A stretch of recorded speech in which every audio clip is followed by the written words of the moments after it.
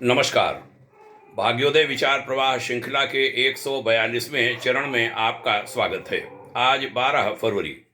आज मैं विवाह संस्कार में आ गई जो कुप्रथाएं हैं और जो बहुत बिगाड़ हो रहे हैं उस ओर देश समाज विशेष रूप से सनातन समाज का ध्यान खींचूंगा। अभी 8 फरवरी 3-4 दिन पहले की एक घटना पश्चिमी उत्तर प्रदेश के बागपत जिले की। एक बारात आई, भोजन में पनीर की सब्जी नहीं होने के कारण उपद्रव हुआ। बारातियों घरातियों में पहले हाथ पैर, फिर लात घूसे, फिर लाठी डंडे सब चले। पुलिस को आना पड़ा और पुलिस को लाठी चार्ज करके कंट्रोल करना पड़ा।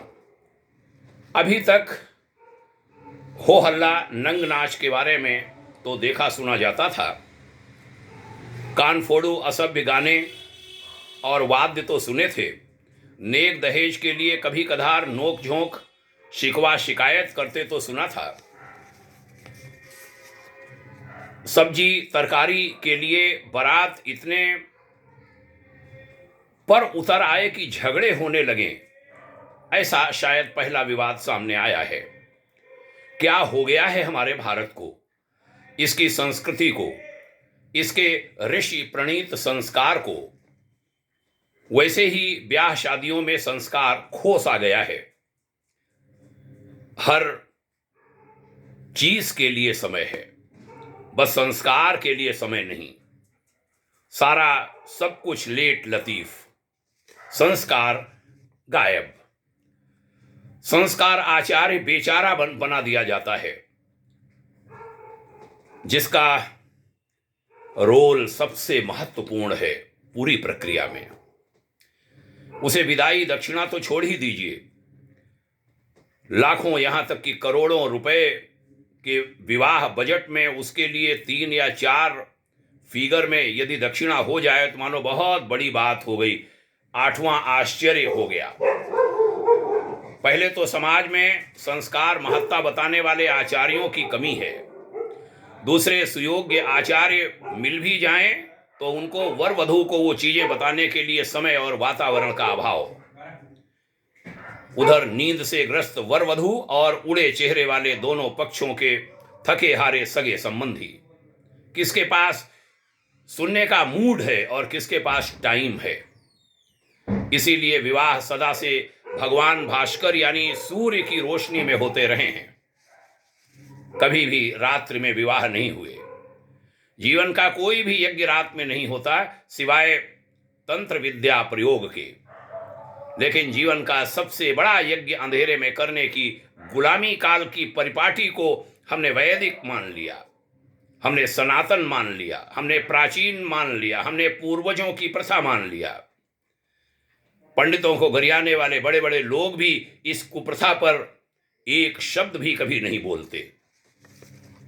बारातों में शराब और मांसाहार के खिलाफ कोई मुंह नहीं खोलता। अब हम सब्जी तरकारी और पूड़ी कचौड़ी के झगड़े पर उतर आए हैं। धिक्कार है ऐसी प्रवृत्ति को, धिक्कार है ऐसे लोगों को।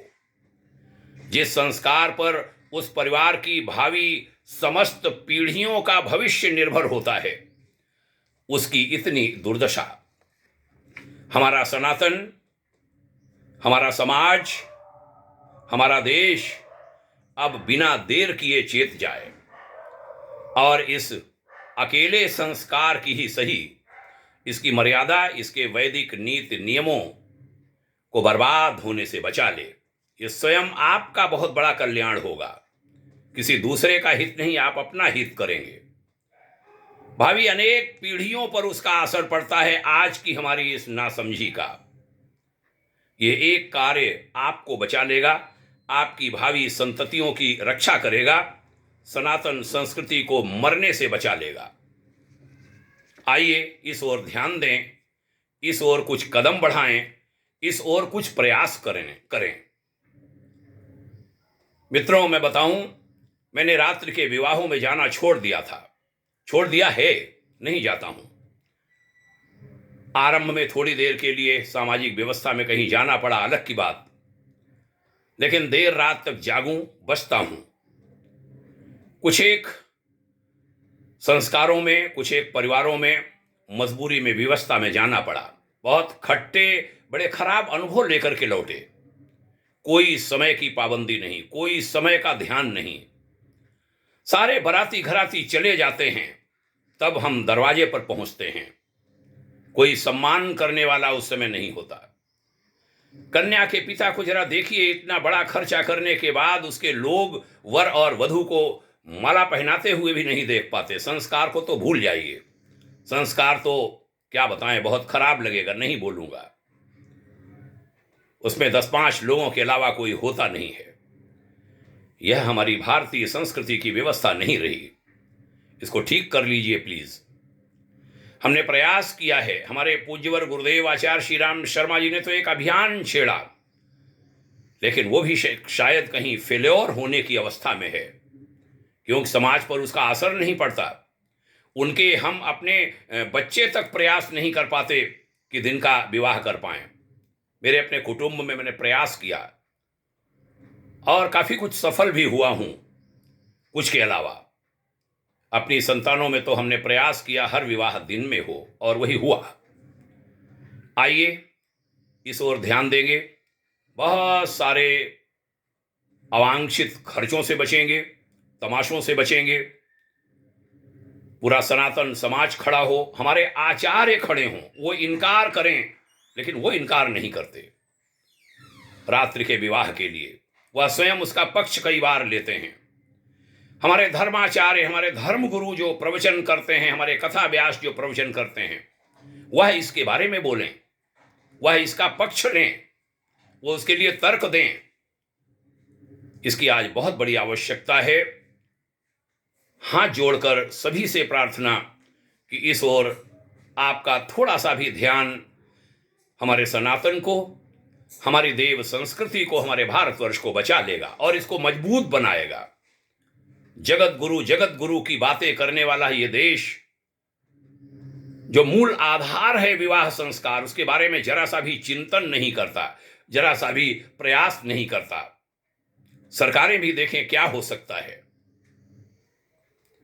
आशा है भाग्योदय फाउंडेशन की इस अपील का थोड़ा बहुत असर जरूर होगा। कदम बढ़ाएं, सफल हों।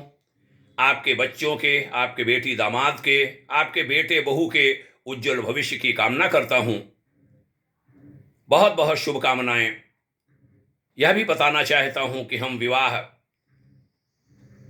में कोई आमंत्रण आने पर वर वधू को एक समयोचित, एक प्रासंगिक उद्बोधन देते हैं। वहां तो मौका होता नहीं है, लिख करके देते हैं। उनको कुछ पुस्तकें देते हैं, एक पत्र देते हैं। किसी दिन इसी विषय पर मैं अलग से एक साप्ताहिक रविवासरी वीडियो बनाऊंगा कि मैं लिखता क्या हूं उसमें। छोटे छोटे से प्रयासों ने, हमने देखा है, असर डाला है। और वह बच्चे कहते हैं हमने आपके पत्र को मढ़वा करके अपने घर में रखा है।